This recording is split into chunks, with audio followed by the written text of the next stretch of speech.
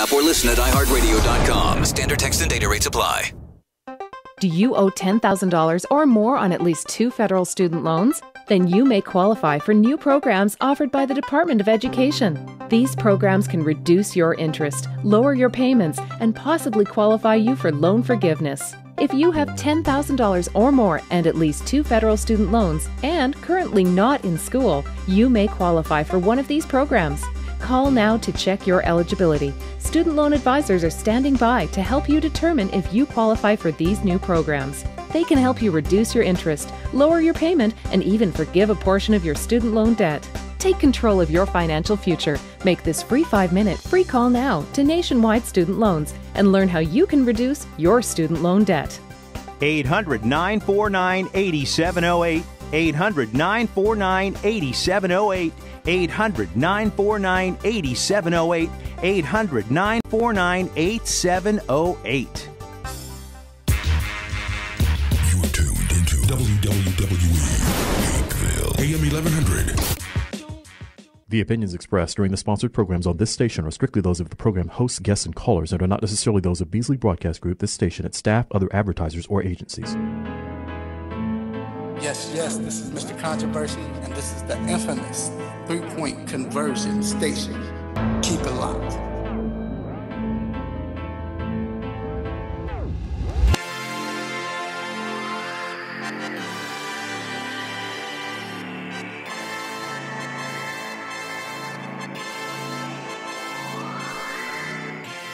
Yes, we are back inside the 3-point conversion sports lounge. I should say I'm back inside the 3-point conversion sports lounge. Did you miss me? And I really meant that. I missed you all last week. But man, what a week. So much is going on. Which means I can't do this by myself. First I gotta say what up to my engineer. Playing injured right now. He's about 60%. But still 100% better than all the rest of the engineers. What up, G? Yo. Then also, I got, D Intellectual is out right now, out doing his thing. He had something to take care of, but of course we got someone who's familiar with the show. We don't even go to the bullpen right now. It's just, he's just in a rotation. We just gonna put him in as a starter. My man, H.O. What up, H.O.? What it do? What's going on, Atlanta? Glad to be here. Time to talk some sports. Saturday morning, you know how we do it. We rock and roll with it. Coffee is ready, and I'm ready. And I'm pretty sure you ready, too. You got some energy pent up inside of you. Yes, sir. Wait, is the coffee good? They made the coffee all right? They get your almond milk? Yeah, did you? Yeah, the almond milk is good. Okay. I don't, maybe they got word from somewhere, but it's better. Think this way is better than that way. That sound like Migos now. But yeah, I'm good though. That's what's up, man. Yeah, it's a lot to get to, everybody. Man, where do we start? I mean, so much to get into, but definitely with the topics, we're going to get into the Zion situation. I know most everybody has hit it, but we're not necessarily just talking about should he play, if he's going to play or whatever, but more so everything. Like, how will it affect him, Duke, right, college basketball? Right. We'll get into that. Yeah. Also, we're talking about the Atlanta Hawks. We're going to do evaluation. I mean, it's not the second half. I hate saying that when they only got like 3 games left in the year. But this is the other half after the All-Star break, and we want to evaluate the first part. Yeah, the down stretch. The down stretch, yeah. So, but we'll talk about that. Also, we have special guest, Mr. Joe Cortez, coming on, and we're going to talk some NBA. We got to have some questions for him. Talking about the East, who's coming out the East, the West. Yeah. What teams we should look for. Then also we have Major League Baseball. It's back. Still dramatic. We might have a signing. We don't know. We'll see what happens with Harper. But, of course, Manny signed. And, we're just getting ready for this baseball season. So we got a quick hit, stop it, what's on our mind, and make sure you check us out on Facebook Live at the 3pointconversion.com or 3-point conversion, Facebook page, the 3-point conversion. Also, you can check us out locally on 1100 AM, WWWE, The Real. Also, we're on iHeartRadio, TuneIn, Radio Now, and call in at 404-603-8770. And it's time to get to these quick hits. Let's get it.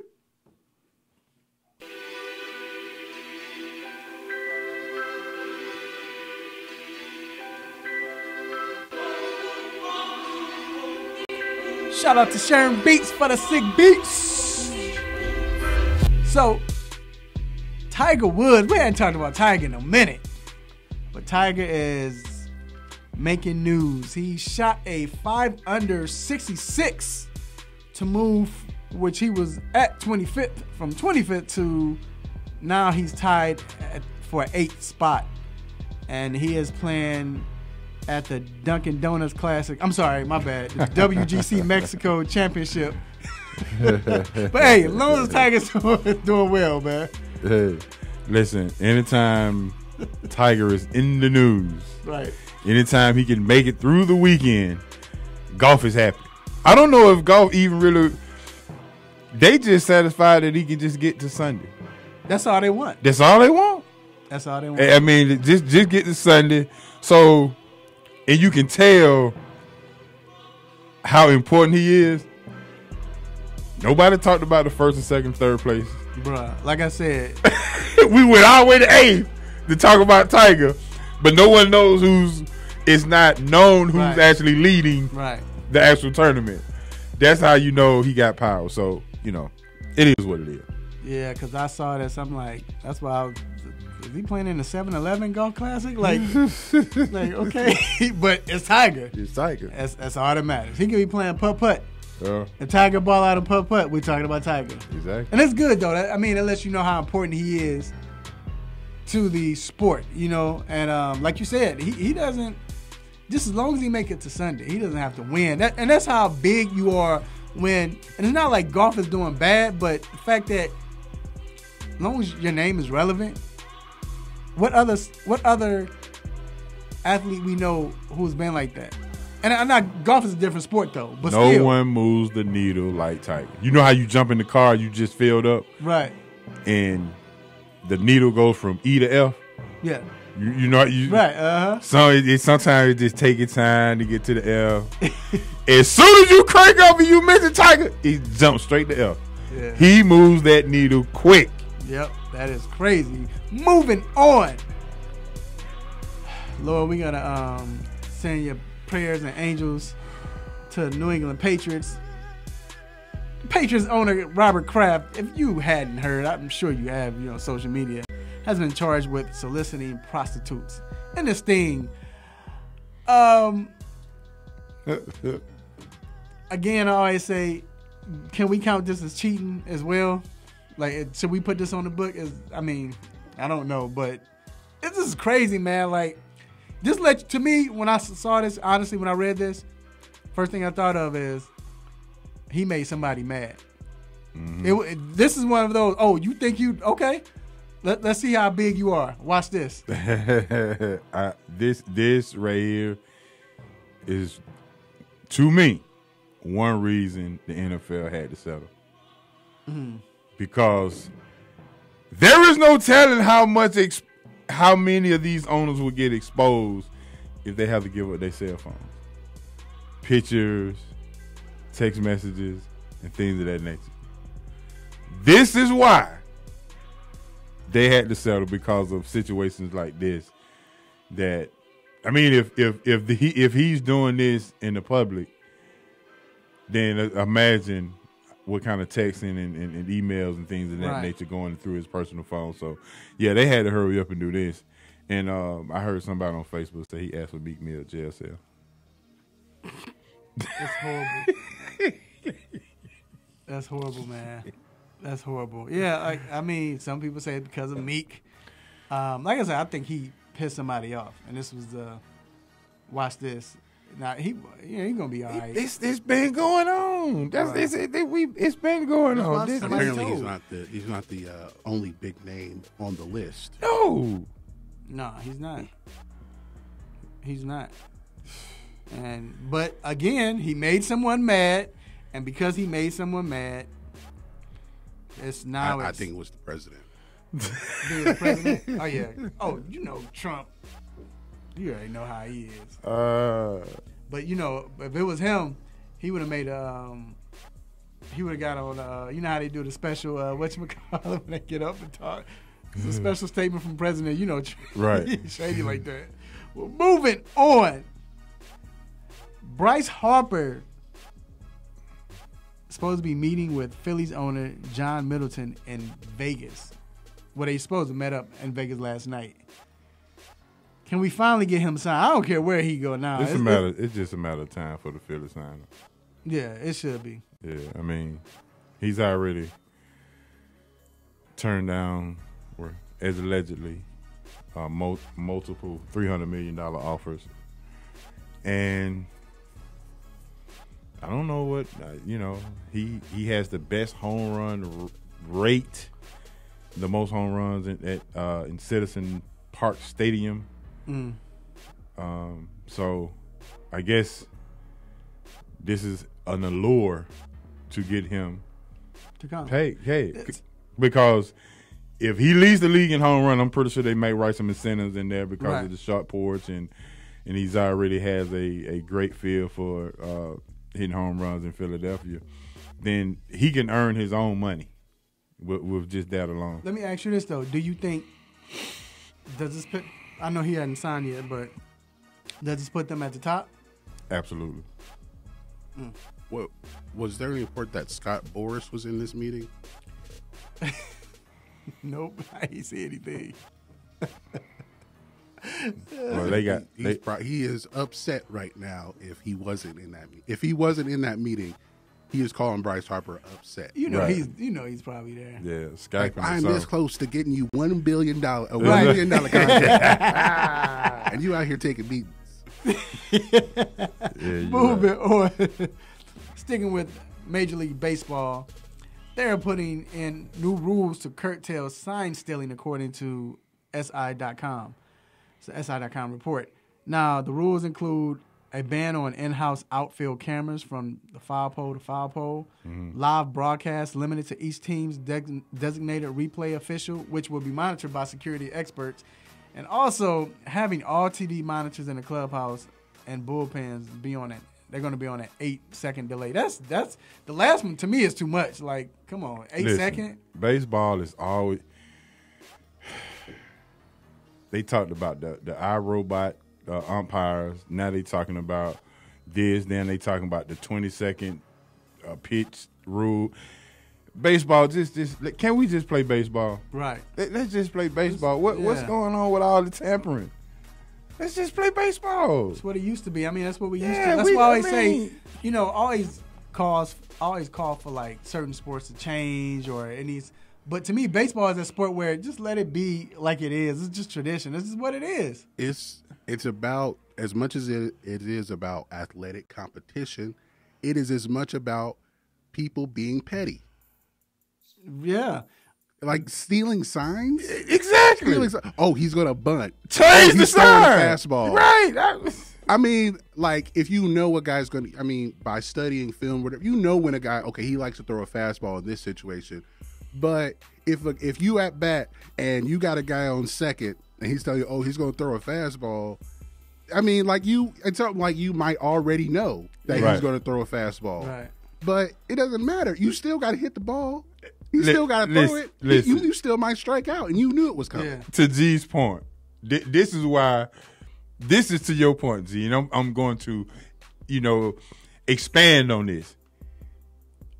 Mario Rivera, you knew he was gonna throw the cutter. It's no other pitch, right? It seemed like that was all he threw. You knew he was gonna throw the cutter, right? You knew that. You don't need to steal that sign. You knew he was gonna throw the cutter, but you still couldn't hit it. Yeah, so what does it matter? No, I'm with you, man. I'm with you. Like, what does it? Lee Smith, you knew he was throwing gas. right? You couldn't stop it. You still couldn't hit it. I don't care. Even if it was like somebody like, oh, he's going to steal second. Okay, well then you got to throw him out then. Right. Moving on. That's our rant for the What's day. the problem? Exactly. Moving on.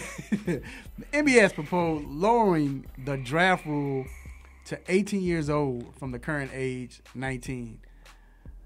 So, of course, this means you will have high school players come in the league. And honestly, man, I'm torn on this because I want the players to go to the league. I mean, especially, and we'll get into this. You see what happened to Zion. You think about that. But at the same time, I just don't think it's room. Not room, but you shouldn't have high school players. Not these days. Going well. Actually, you know what? I take that back. The way the game is now, they might fit. But at once a point in time, I was like, I was against it. But now that I've just thought about it, shooting threes, you're not playing defense. This is perfect for an 18-year-old kid, a high school kid. Now, this is the issue, and maybe I'm at fault for thinking deep. But what if a kid is 17 coming out of high school? Then what do you do? You got to go to college.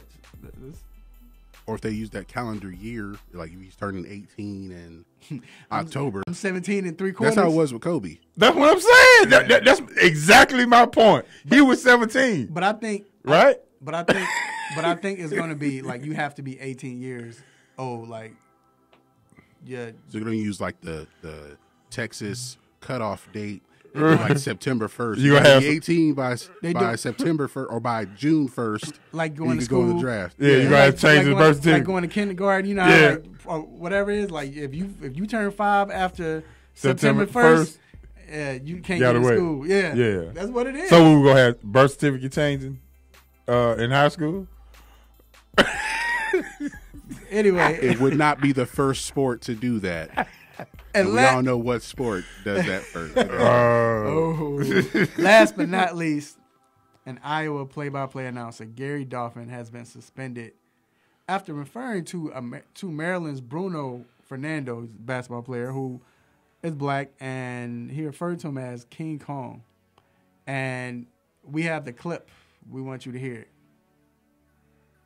Iowa Hawkeye radio sports announcer Gary Dolphin is out for the second time this season. KCCI sports director Scott Reister is in studio now with more on Dolphin's latest controversial comment. He said it in the postgame show Tuesday night describing Maryland Post player Bruno Fernando. That's some pretty good long-range shooting, and then Fernando was King Kong at the end of the game. Yeah, so if this is your second time, it shouldn't be suspension. Like if he's suspended, they should be discussing kicking him, just firing him. But like I said, some people, they just get multiple chances. I don't really see the problem with this, to be honest. First of all, this is your second offense, so I think that's that. Now, I have to hear the first offense first, but I don't. But he was criticizing the play on the microphone. He needed to expand on because he left it up for assumption. But I ain't gonna lie, when I first saw it, I thought, but after reading that, he was suspended before with criticizing the play on the microphone. Okay, well, I mean that I can see, because it's just put it like this: you can't do that in these days today. You just can't. Maybe if he'd said because of the way he's bigger than everybody, I don't know. No, you can't do it. I don't know. Nope. So now I ain't gonna say that on the radio. All right, so we're gonna take a quick break and we'll be right back.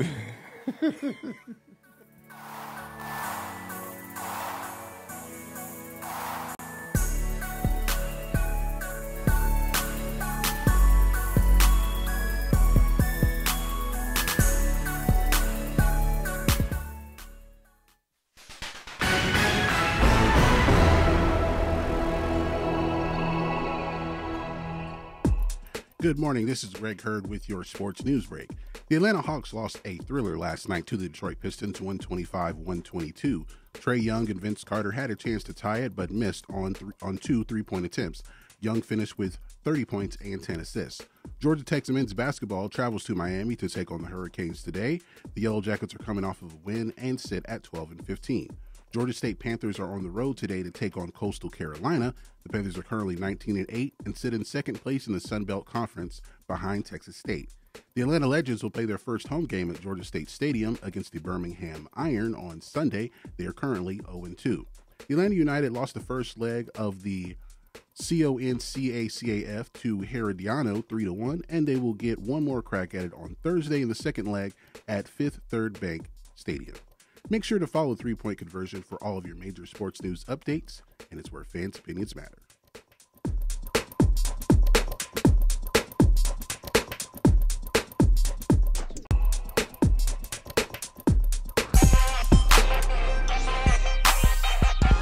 Hey, what's good? It's your boy Nate Burrows from the NFL Network and CBS. When the illest to do it. Hey, you listening to the 3 Point Conversion Radio. Don't you go anywhere. It's lit. It's lit. It's lit. It's lit.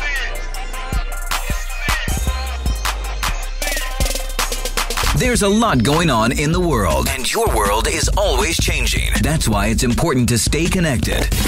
The latest news, the latest entertainment, the newest music. If it's in the air or on the air, it can be in the palm of your hand, wherever you are, with the iHeartRadio app. iHeartRadio. Over 1,500 live radio stations from across the country, and over 15 million songs to create your own custom stations. Text IHR to 45495 to download the app or listen at iHeartRadio.com. Standard text and data rates apply.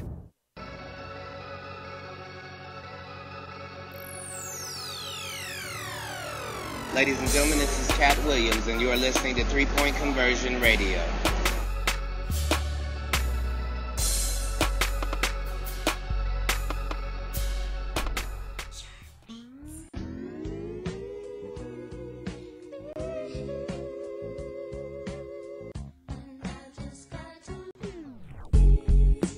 Yes, we are back inside the 3 Point Conversion Sports Lounge.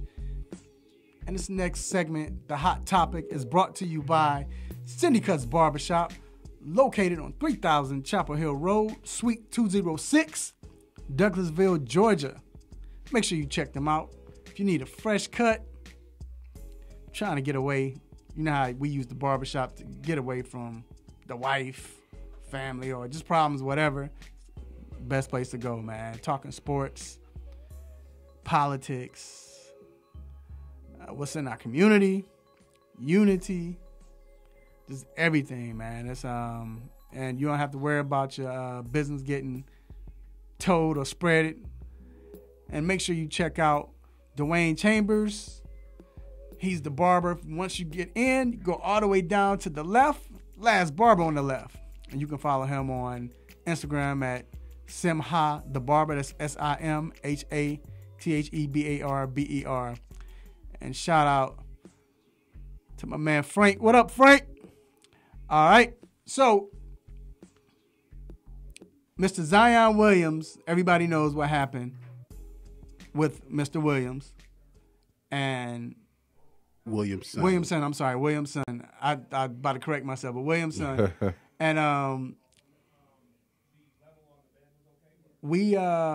it was unfortunate, you know, how he got injured. We saw it. First of all, I just don't understand the fact that, like, really, I'm wondering now, just thinking on it, like, man, did somebody sabotage him? Like, bro, I've never seen anything like that. Like, that has to go into the Shaq tearing down a ram type. Like, I've never seen that before.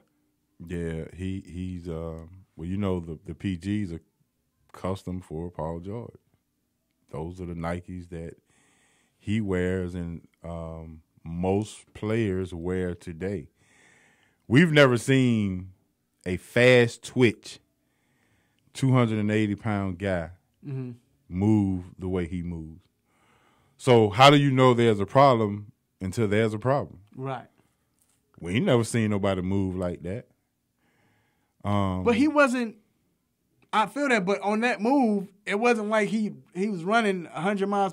You know, if he tried to stop and go against what he's doing, all of the pressure goes one way. That's just crazy. But again, if Paul George, who's barely 220 pounds, if he did it, okay, cool. The shoe probably supports that, or it's just a defective shoe. But for somebody his size to do that with, I don't know if you saw the Twitter pic when they played against Louisville. You may have seen it where he was grabbing a rebound or grabbing the ball along with another Louisville player, and you could see the imprint that he made in the ball. Mm-hmm. Where it's like, what, he's flattening basketballs now? I mean, the kid is just strong. Yeah, he is. Kid is just strong. I mean, we've never seen that. I mean, just you talking about blowing a tire. Woo. Yeah. All the lows came off that thing. I've seen it once before. It happened to Manu Ginobili, but Manu Ginobili seemed like he was the guy. He wore those shoes for like a whole season. Oh, okay. Well. And like the same pair of shoes. You Right. see it normally. A lot of players change after every game or every couple of games. I don't know how many games Zion had actually worn this particular pair. Right. If it was a brand new pair, that's a problem. But if he had worn them the previous couple games, Yeah, I don't know. It's I just never seen anything like that. But either or, he got injured. They're saying it's a mild strain to his knee. He won't play today, but he'll play the next game. And brings my next question. You know, got a lot of people saying that, a lot of athletes saying he should sit down and everything. What are your thoughts on that? Do you think? I mean, I understand if he's to the point where he can injure himself again. You know, it's lingering, and I get that, but I'm just saying he's able to play. Should he sit down for the rest of the season? This is, and obviously me being a Duke fan, everybody has already reached out to me and asking this question and things of that nature. But this is my thing. All of a sudden, the whole America cares about somebody else's money and their future. All of a sudden, the best way to answer this question is Zion and his family has to do what's best for them. There's no way in the world that I can tell this kid what he should do. I can tell you what I would do, but I cannot tell you what he should do. And I think people need to recognize that everybody is not in the same position. This kid is wired different. He loves to play. And he came to Durham to do this. So all that, you go sit down. I mean, let me ask you this. How many years did Shaq play? In college? Years? Oh, in college, 3. Yeah. He played 3. How many years did Jordan play? 3. How many years did Isaiah Thomas play? 4. No, 2. He played 2, right. I mean, that's what you do. You play. Yeah. I mean, so all this, we should listen. I understand that this is a branding era. We understand that it's a branding era, but the kid gonna be all right. And then, I mean, if you want to look at players that got injured, because they're talking about money, right? Look at Kenyon Martin. Kenyon Martin was out for the year. And he got hurt. He was the number 1 pick. Mm-hmm. And he was having a monstrous year. People forget about how crazy Kenyon was. Right. And was number 1. Mm-hmm. I mean, people want to bring up Greg Oden got injured when he got to the NBA. That's different. Yeah, It's just, I mean, like you said, to me, I think that's part of the reason why I don't want kids coming out of high school, but I understand it if they're going through. I get it. But to experience that I guess real teamwork, playing with a team, playing under those type of fans, learning the game of basketball. Because in the NBA, you don't learn. To me, I don't think you learn the game of basketball. Exactly. That's what you learn schemes. You might learn what they play, but college, you learn how to shift your feet You learn how to play help defense. Ask anybody where Jordan was ranked going into college. Right. Going into college. Right. Right? And one of the problems with Kobe going straight to the league, he didn't never learn how to play team basketball, but he finally learned because he was imitate Jordan all these years. So he had something to look to. This is the biggest problem with LeBron. Man, I've been saying that. Like this is the biggest problem with LeBron because he does not know how to. He doesn't understand from a brotherhood perspective of how to grind when you have to go from college, when you're in college, where you got to get up in the morning, you have to run, you have to help your brothers, you have to do this and do that. The respect and all these things that go behind it, the trust. See, this is where the trust is built. Right. Right? But now you got to, more than anything, you got to learn how to trust coaches. In LeBron's situation, learning how to trust coaches, learning how to trust players. Listen, it's a reason you do it. And my whole thing is Zion went to Duke to prove and show to everyone that I'm not just a dunker. You did not know what he was because everyone said he played against eighth graders. You know, the last 2 years or whatever the case may be, a single A school, prep school or whatever. But now that you saw him on this stage, now you know. Right. Do you think Trae Young could have went from high school to pro and doing what he's doing now, do you think he could have been ready? Heck no. So we have the tugs of who would have been ready, who might not have been ready, and things of that nature. So I mean, it benefits players. So let's say if he has that uncle or his father, especially that uncle, like when his father would go to the bathroom, Uncle Charles come in there and say, look, Neff, you need a grade. you better than Luka. You know, you better than this. Right. But let's say if he decides to go, how will it affect Duke? Or he decides not to shut it down. Mm-hmm. How will this affect Duke? Can Duke still be able to go through the tournament and possibly win? And mind you, let me say this and I'll let you go. I like what Coach K said. Coach K was like, look, you talk about we lost and everything. He's like, but, and I don't know what was asked beforehand. They just showed him answering the question. He was like, but when you think about it, he's like, we prepared for a team with Zion. We wasn't prepared to play without Zion. Right.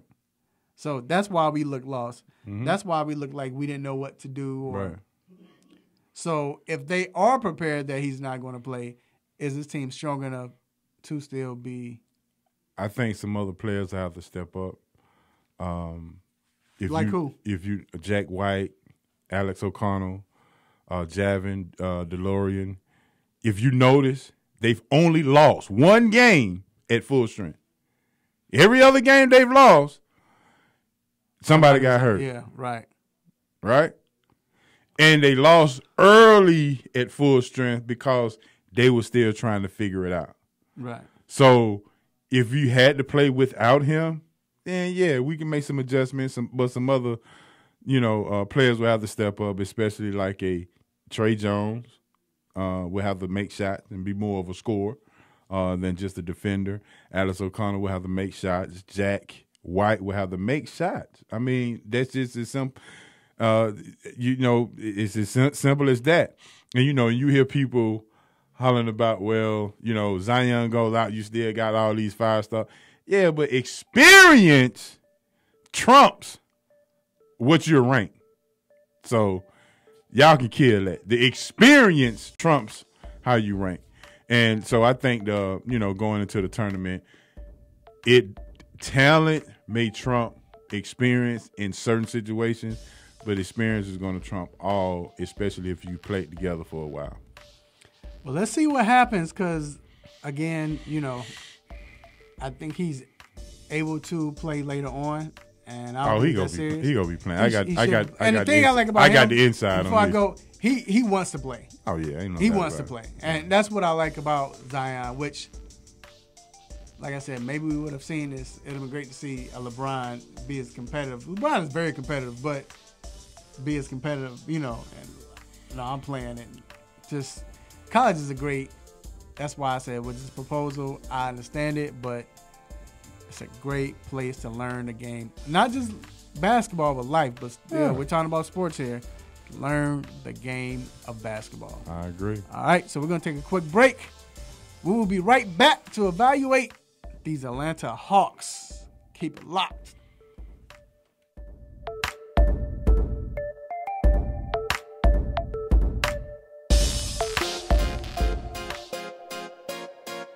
What's up, y'all? It's your boy Kent Bazemore from the Atlanta Hawks. You're now listening to 3 Point Conversion.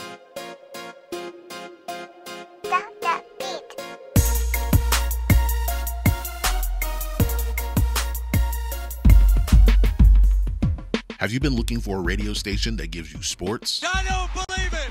It's a touchdown! Entertainment? Are you not entertained?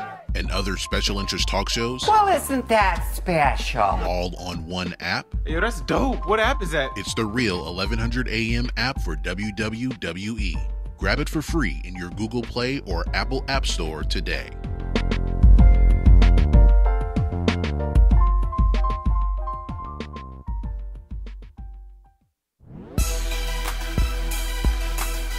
What's going on, guys? It's John Collins from the Atlanta Hawks. You're listening to the 3 Point Conversion Radio.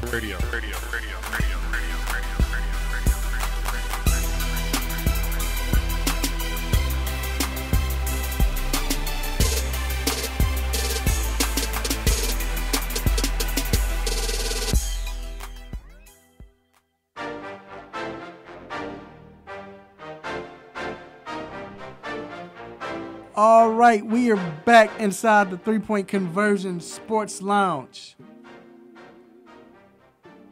And we have to talk about these Atlanta Hawks. It's been a I don't want to say weird, but it's funny because they've been losing, but I guess it's just the way they've lost. But you've been excited. You've been mad. It's a lot with it, man. Like, and then with me, and I'll say because, the 3 Point Conversion, we cover the Atlanta Hawks, and it's funny because you get, not only do you watch the game, but now you're in the locker room. You hear the presence. You feel, you see what they want to do. You see their goals and their reactions if they lose or if they win. It's a difference, right, rather than just watching watching on TV or just going to the game, period. I mean, but I want to play this with, got a chance to talk to Trey Young about, I guess, with him playing well the last few games. Here it is. Now, you've been hot the last 10 games. You've averaged 20 and 9. Seems like the game is starting to slow down for you. Is that what's going on? The game's definitely slowing down for me. I don't really like to get caught up in what I've been doing. I want to continue to do things the right way and play the right way and, continue to make plays. So can't get caught up in what I've been doing. I've got to continue to make plays. So, but the game's definitely slowing down for me. All right. So he said the same thing 6 times. Oh, man. We evaluating that too? Anyway, see, I ain't doing that with you, H.O. I ain't doing that, man. So anyway, man, everybody heard it. I ain't making this up. But anyway, so shout out to Trey Young. Trigger Trey, my man Trey. Ice Trey. So with and saying you heard that, but just talking about the Hawks, what is your thoughts? What are your thoughts on them and how they've been? And first, I have to say that they're building something that they are a little early in the process. How about that? And you probably saw it during All-Star Weekend how John performed, Some people say Trey was robbed in the Rising Star game of MVP. You can see that the duo combined, the youngest duo combined, they're probably at the top of the list with John Collins and Trae Young. So I think that they're building something, and they're in the process.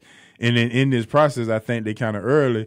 And then not to even mention Kevin Hurdle and how he has probably opened some eyes to some of the people that, hey, he's a knockdown shooter that actually got Tayron Prince some trade rumor talk, right before the All-Star game. Right. So I think the core of Trae and John is somewhat similar to a Stockton and Malone.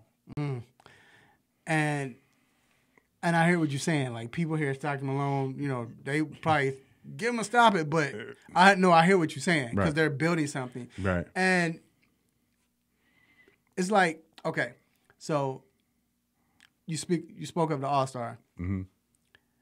What I found out the most was Trae Young is a competitor. I didn't realize how much of a competitor he was. Mm-hmm. And once I realized that, now I see it on the court. I saw it on the court last night when he was going back. We had a clip of go to the 3-point conversion Facebook page. You'll see a clip of Reggie Jackson talking about that. And you can tell Reggie was upset. They won. Right. I mean, bro, you averaging 14.9, acting like you. Right, because you had 32 points last night. But but check that out. But how he was talking, going back and forth or going in on Reggie. Now, he's a rookie now. Right. Reggie's been in the league 7 years. But at the All-Star game, I asked him during the time, I said, you lost the skill competition. And he said, I said, I know you said it was fun. Would you come back based on it's fun? A lot of people don't want to come back and do this. He was like, no, I want to come back because it's fun. I want to come back because I want to win. Right. I was 2 seconds of winning. Right. Or 2 inches, he said. So I want to win. Then to hear John Collins and see how disappointed he was sick. But it showed that, man, they really want to do this. And they kept speaking of each other and talking about each other. So with them leading this young team, and then you look at Herder, like you said, then you think about the fact that you got the veterans. You got veterans like Kent Bazemore, who wanted to stay, knowing that they were rebuilding. He could have got traded to anywhere else. Right. It's something about this team that everybody's building on and buying. Even with the coach, I think they're buying his philosophy. Yeah, I agree. You got something, G? I do think that the Hawks are building towards something, and what a lot of people may not realize. I've had the privilege of having of being in the locker room as well, and getting some insight on where everyone is. It's like if you just look at their record, like, oh, this team is sorry. They should tank. And as far as like tanking, teams don't. I feel like teams don't actively tank.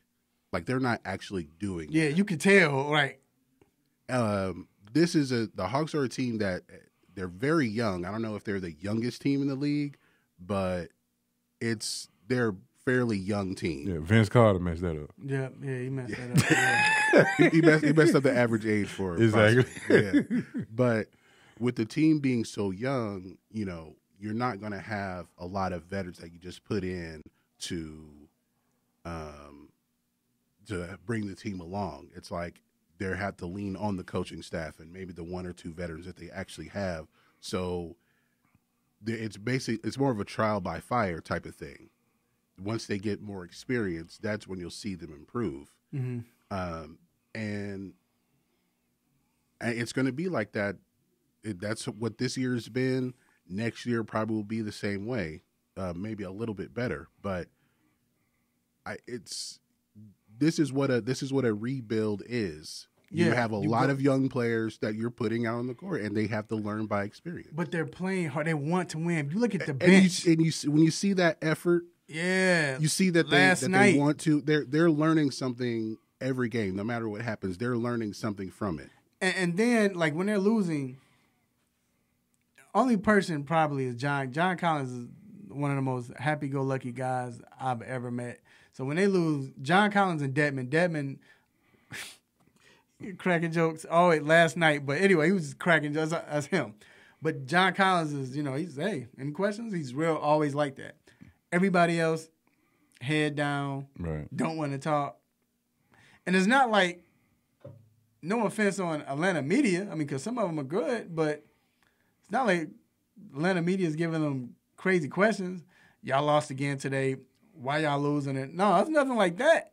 So you would think they wouldn't mind because you might hear some questions about hip-hop or some shoes or something like that. This is how it is in Atlanta. Right. But the players are just like, like, man, I hate losing. But before the game, energy is there. So again, and people slept on it. And I want your thoughts quickly with Travis, the GM. Mm-hmm. You said that you thought they were making a big mistake, not just with Luka, but the way they were going and how they're building this team. Now, after we've seen 3/4 of the season gone, what is your take on it now? Well, let me clarify my thought process before. I was saying that I didn't think the rebuild should have taken place. I thought that they should have traded as they went on with the last regime. Now, when Travis coming in, you didn't have a choice because we didn't know what he was. We didn't know what Lord Pierce was. But now that you see that John Collins and Trey is a part of that picking of what Travis has shown, he has shown that he knows what he's doing as far in this era. Now we kind of know what Lord Pierce is about because we didn't talk about DeAndre Bembry last year about improving. We didn't think that he was that defensive guy. We didn't think that he could play multiple positions. Mm-hmm.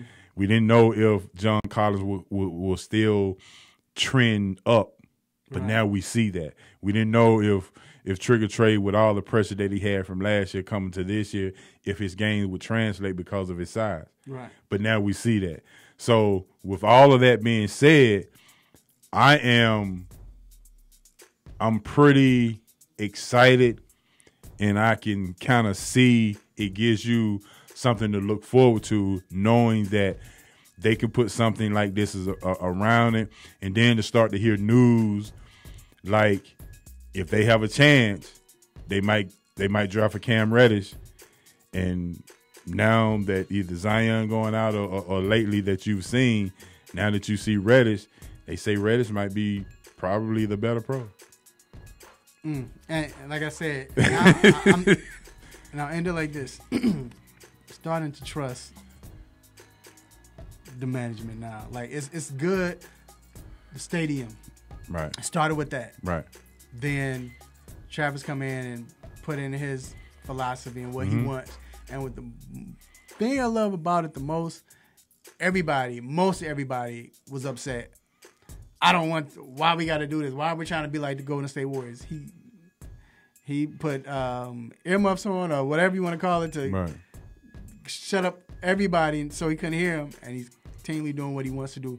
We got drafted. Think about it. We have Trey. We have the best young tandem right now. Yeah. In the league. And then he has 2 more picks or 3 more picks. Like, that's insane. 3 this year. 3 this year, yeah. 3 next year. And he might, and now you can trade that and might even go get a number 1 pick. You have 2 possible lottery picks this year. And like I said, you have to trust in what he's doing. If you can't trust in what he's doing, I don't. And by the way, I get a Hawks C- right now, but a B for management. Yeah. How about that? All right, we're gonna take a quick break, and we will be right back with Mr. Joe Cortez. Keep it locked.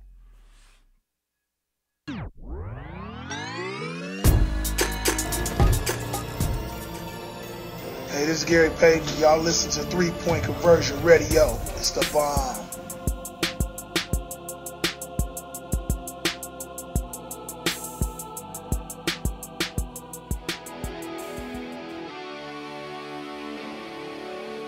Have a sports injury? Need to see an orthopedic doctor? Ortho Atlanta is one of Metro Atlanta's largest orthopedic and sports medicine practices, providing orthopedic and sports medicine care for the whole family. With 37 physicians and 14 offices, the practice provides the highest level of care for injury of muscles, joints, bones, and spine.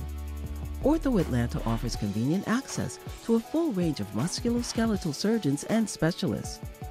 Ortho Atlanta also offers on-site physical therapy, pain management care, MRI imaging, and workers' compensation care. The Ortho Atlanta surgery centers in Austell and Fayetteville provide cost-effective, same-day surgical procedures in an accredited outpatient center. Hip, knee, shoulder, back pain? Ortho Atlanta has you covered with specialists in all areas. Same-day appointments, orthopedic care for the whole family. Ortho Atlanta, Atlanta's choice for orthopedic and sports medicine care. Learn more at www.orthoatlanta.com.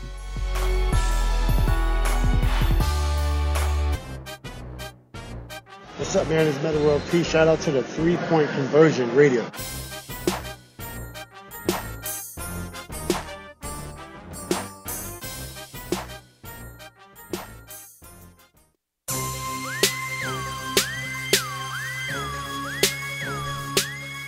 All right, we are back inside the 3 Point Conversion Sports Lounge. Still on the subject of the NBA. And what better person to talk to about the NBA than my man, Mr. Joel Cordes. What's going on, Joel? Hey, guys. Thanks for having me. Hey, what's up, Joe? You know, it's always great talking basketball with you, sir. Yeah, I appreciate it. I love coming on and talking the game with you guys, too. And thank God the All-Star break is over. Man, thank God I'm out of Charlotte. Charlotte was but it was cool, but man. Anyway, look, I know we're still in the season, but this saga that's going on with the New York Knicks, and whether it's Anthony Davis, Kevin Durant, Kyrie Irving, Jimmy Butler, or whoever it is, we know they can get at least 2 max players. What players do you see going there? And then not only that, but what players do you see probably will work out the best in New York? Well, let me start by putting a giant asterisk over any rumor that we ever hear about New York, because very often that's started by New York media. If you look at the original source for those things, it's often coming from the New York Post or the New York News and places like that. And they are notorious for putting those rumors in there because they've got huge readerships and they want the clicks, they want the reads, they want the subscriptions. So you always got to take that with a big grain of salt. But, like you were saying, they've got 2 max cap spaces. New York is still an attractive free agent destination just because of the legacy that's there, but it's a huge detraction with their ownership group. It's a huge detraction with the dysfunction that's been in that organization over the last 20 years. So it's not as attractive as you'd think. The player that I think will go to New York, bar none, I don't see any universe where Zion Williamson does not wind up in New York, Nick. I just think it's going to be the number one. New York obviously they've got the worst record in the league, tied with Phoenix right now. I'm not talking necessarily Patrick Ewing in the frozen envelope or any conspiracy theories.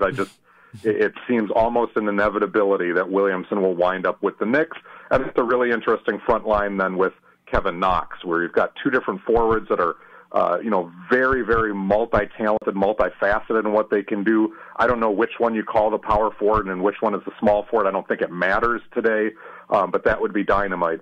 And then you've got the free agent, money to spend. I don't think that we'll see Kevin Durant or Anthony Davis in either of those places, just because they've made their money. They've played on big stages. You know, Davis, obviously New Orleans is a little bit smaller, but they're going to be looking to win.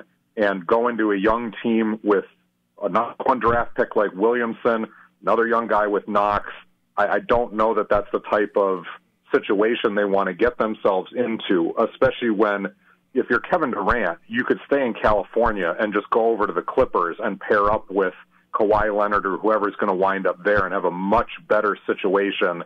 You know, new ownership group that hasn't been dysfunctional in LA. You've got Doc Rivers as your coach.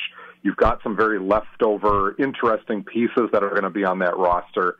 That just makes more sense.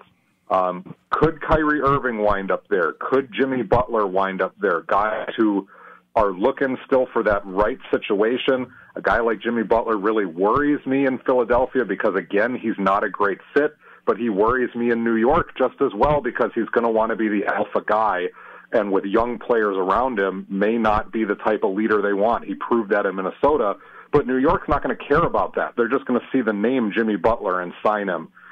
In an ideal world, let's say everything broke right for New York, I would want to see Kyrie Irving and Klay Thompson wind up there if Golden State has to make a choice and keeps Durant or Klay. And they might have to make a choice like that. You don't know. But I could also see DeAndre Jordan leaving and then New York panicking and spending their money on a guy like Nick Vucevic from the Magic and just trying to, you know, keep people happy with the losses. You could see somebody like D'Angelo Russell, you know, from the Brooklyn Nets. Maybe they can pry him across over. Those are not going to be the top flight names, but the Knicks have had big money like this before, and when was the last time they actually landed a guy they wanted? Wow. Joe, I'm going to say this HO, man. It's just like going to a good church with you. You know, you always get something good, and always make me feel good when I finish talking to you. So that's a compliment. Just want you to know that that's a compliment, and I always get something. You always throwing some attaboys at me, and boy, I tell you real good with this. That hits too close to home because my dad's a preacher. Oh, okay, I got it. So you truly understand what I mean. Right. But staying in the East, we talk about all these trades that were made, and Boston did not make any. We talking about Toronto getting Consol. We talking about Philly adding. And Milwaukee getting Meritage and things of that nature. So with all these trades being done, and now we on the down stretch, I want to kind of get your thoughts on who you think, with all these things, all these moving parts, who has the advantage in the East now?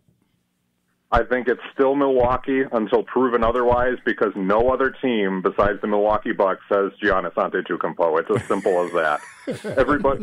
Everybody else loaded up. I love the deal that Toronto did to get Marc Gasol. I even think, adding Jeremy Lin as a backup point guard after they lost Delon Wright in the trade, there's a lot of wisdom there. That's great. I was really happy with Philadelphia. It's underrated that they picked up Mike Scott. They needed some more shooting. Right. He's a guy that can play stretch four for them. They've got a lot of different options at the wing right now, although many of those guys are mid-range jump shooters.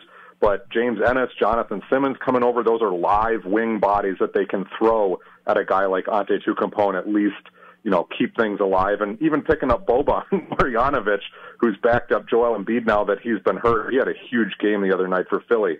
So that's great. Boston was already deep. They didn't have to do much besides just kind of let that roster continue to get healthy and cook together. It's going to be just an absolute brawl in the Eastern Conference.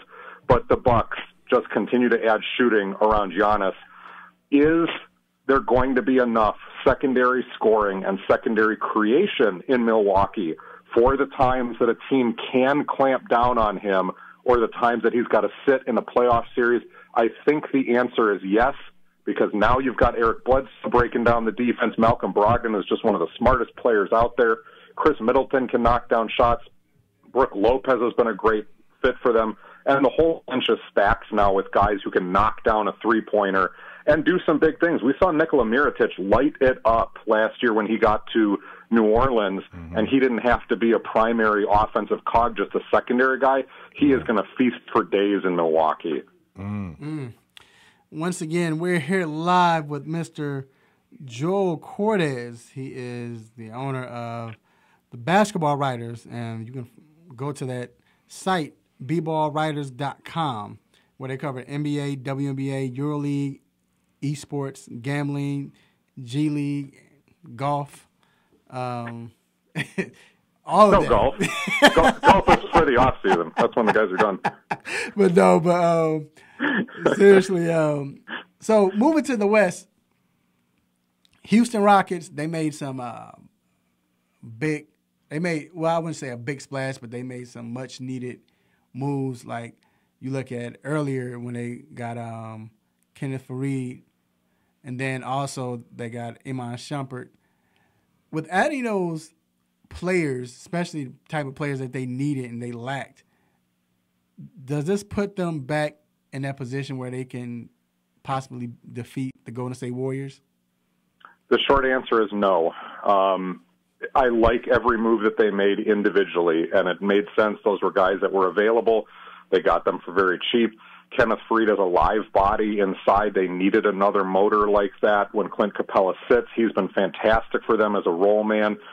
He's great on the boards, but he has always been a defensive minus. That's why he fell out of the rotation after he got a big contract in Denver. He doesn't help their primary problem. Iman Shumpert, if and when healthy, does. That was a nice pickup.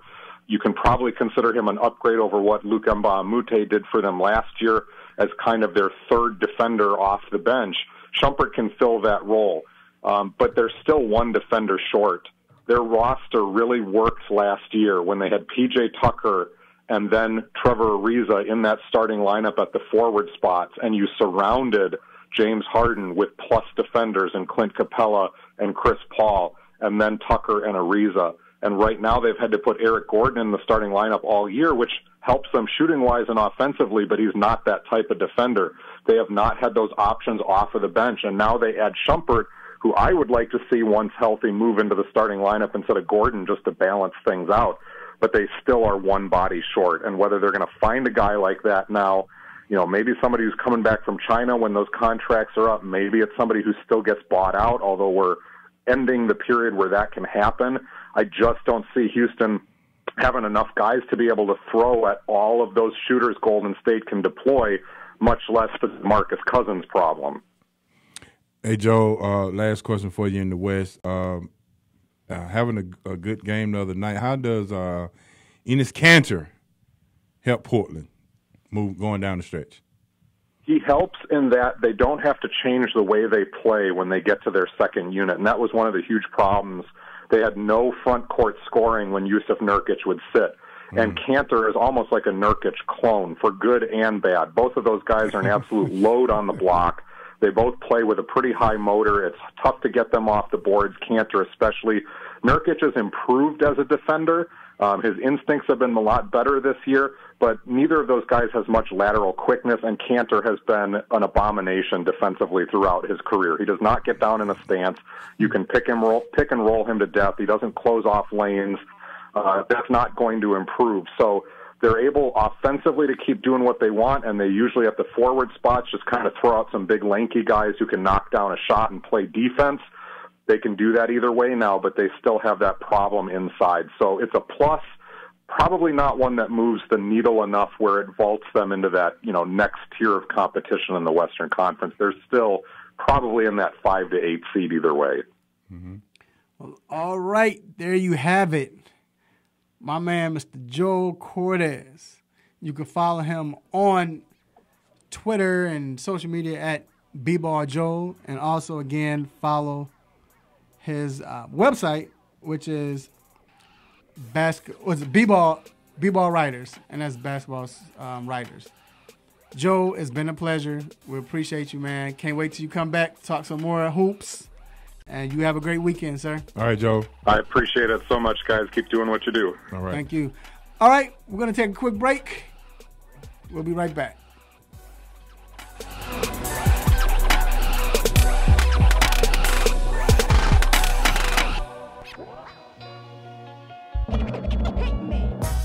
What's happening? It's your man Big T doing big things. Y'all know what it is. ATL Hawks official DJ and Rap City forever. You're checking out the 3-Point Conversion Radio. You dig?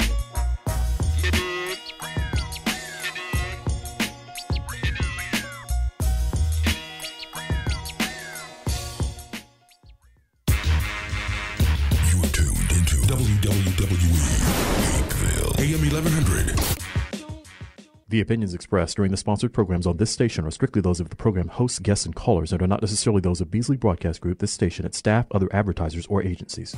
What's going on, folks? It's LA and Eric from Brownstown, USA podcast on the 3-point conversion. You know, LA, these guys may have the smarts on a national level, but I think we can take them when it comes to the 216. Man, stop it. You're a garbage watch. Anyway, check us out weekly for updates, news, stories, and opinions you can count on about football from the heartland of America, the Cleveland Browns. Only on the 3-point conversion. Now let's throw it back to the Sports Lounge now! Hey, what's going on, sports fans? It's the 2018 Battlegrounds champion, Damian Adams, from The Real Deal with Damian Adams. Now, you can catch my show weekly on the 3-point conversion station on Spreaker Radio. But for right now, I'm doing what everybody else should be doing, and that's listening to Mr. Controversy and The Intellectual in the 3-point conversion sports lounge.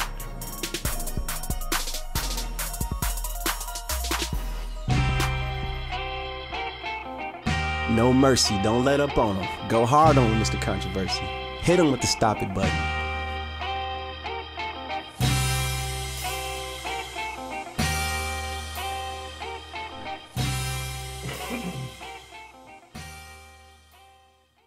All right, we are back inside the 3-point conversion sports lounge. I'd like to thank everyone who's listening and who's watching and who supported us. We appreciate you and who supported us. We definitely appreciate you here at the 3-point conversion, and we ask you to please keep it going. And once again, it is recognized, so we're not ignoring it.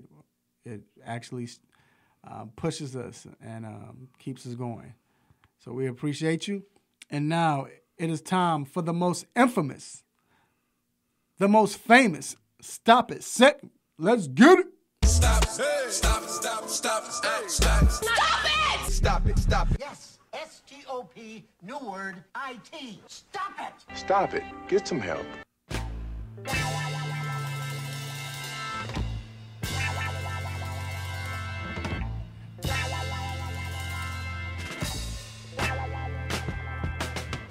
All right, H.O., it's on you. What's your stop it moment, sir? My stop it moment this week goes out to Chris Paul and James Harden for complaining about the refs. You up 19 points, and you complain about the refs because of 2 or 3 calls down the stretch.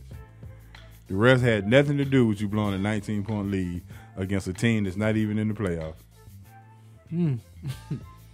James Harden cannot, is no way he cannot complain about referees as much as he traveled.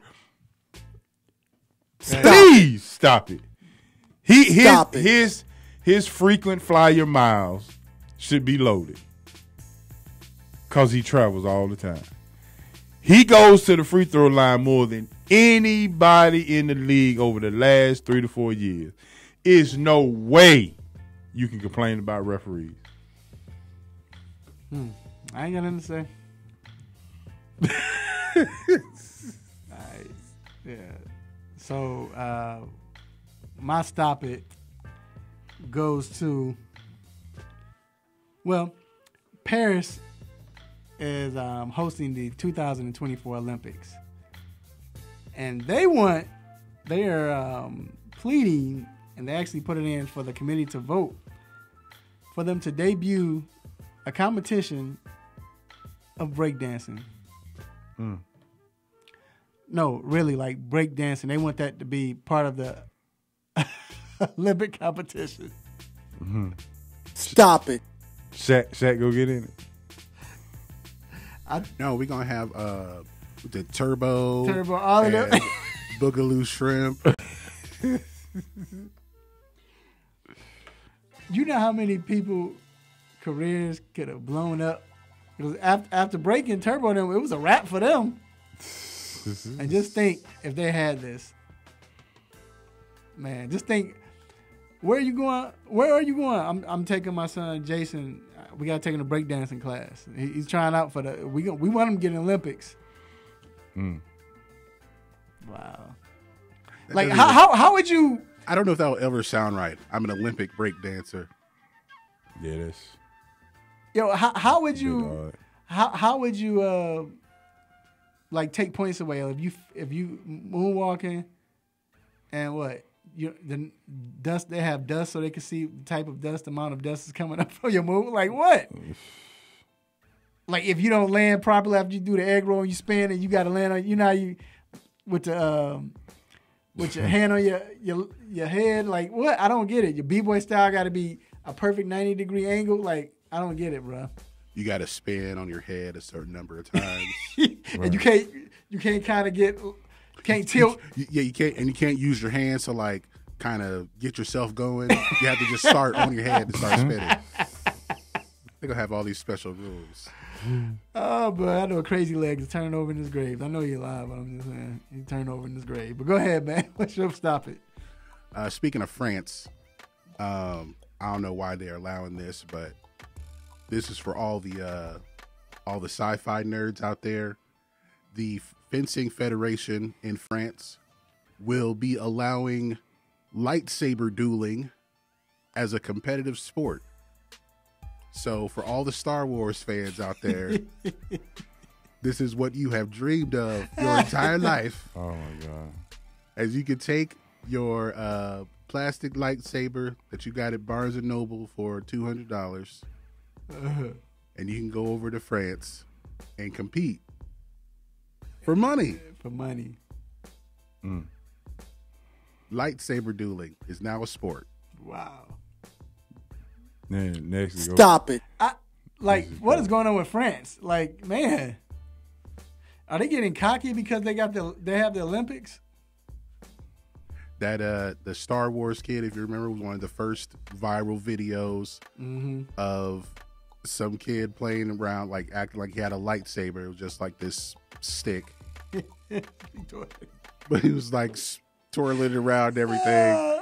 He can now come out of hiding. Right, and come in and be the man and make money. Yes. Nah, parents don't have to think their children are special. They just coming up with all kind of stuff. Bruh. Now. What, they gonna have a chicken wing eating contest in the Olympics next? Nah. Bottle top reading. You know, I would not be surprised if competitive eating ends up in the Olympics. If you have breakdancing, you might as well have competitive eating. Remember when ESPN used to show like all the stuff with the with wood, like chopping down trees as fast as possibly can? Yeah. That's gonna be an Olympic sport, man. Now it's gonna be cooking. That's crazy. CrossFit, that's gonna be an Olympic sport. Yep. Wow. Who can make the best soup? We running out. Chili cook-off. The Olympics starting to yeah, chili cook-off. The Olympics starting to be like the NBA dunk contest, man. So anything goes. Anything goes. Yeah, I feel all right, we're going to take a quick break, and we will be right back.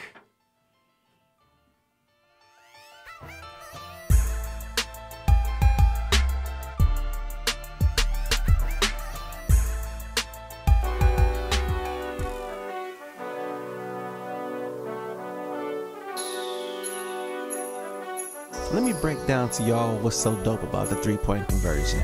First of all, everybody is a fan of the game first. Second of all, everybody is a student of the game second.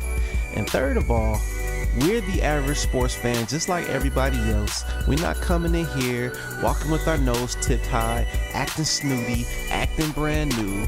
This is a grassroots organization. Bar none. The three-point conversion, where fans' opinions matter. Be sure to visit the website www.the3pointconversion.com. Get your fix, get your articles, multimedia, and everything else that you, as a sports fan, need. So again, the3pointconversion.com. It's where it's at, man, where fans' opinions matter.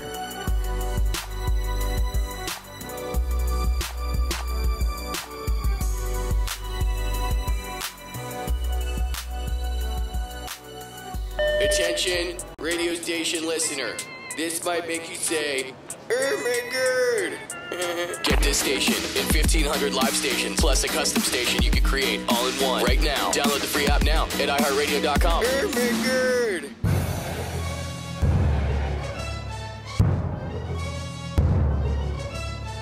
Whether it's quick hits, what's on my mind, the infamous Stop It segment, you got to be there every Saturday morning on the 3-Point Conversion station for the 3-Point Conversion Sports Lounge hosted by Mr. Controversy. Get him!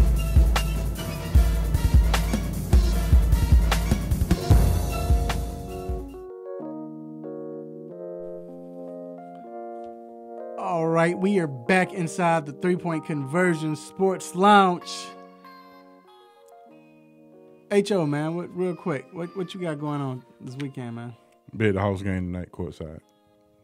The birthday weekend continues. Be down there with my main man. And I'll be courtside tonight.